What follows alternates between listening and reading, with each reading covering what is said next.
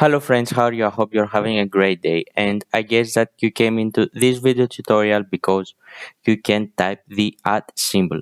So when you press Shift and 2, you might be getting these quotation marks or something else. But the main thing is that you don't get the at symbol. So why this is happening? This is happening because of the keyboard layout that we are using.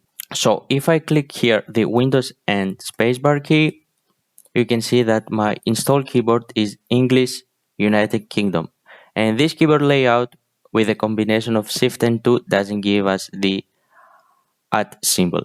So what we will have to do, the solution to this is really easy. We will just have to install a new keyboard layout, the English United States one. Windows key and type edit language and keyboard options. Type this and click here. Now from here, preferred language, you will have to click add a language and here type United States.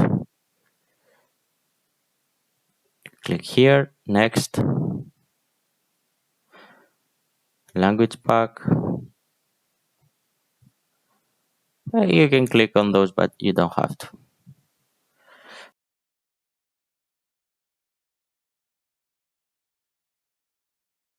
Okay, once this is installed, you will click on these three lines here and click language options and click here add a keyboard and you will select US QWERTY here and click it and it will be here. So now if we go back, now we have the keyboard layout installed. If we click here on language and region, now we will have to make it our default keyboard layout. Now again, click on these three dotted lines and click move up.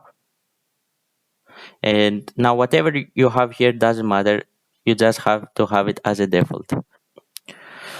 If you want, you can remove the other one that you have.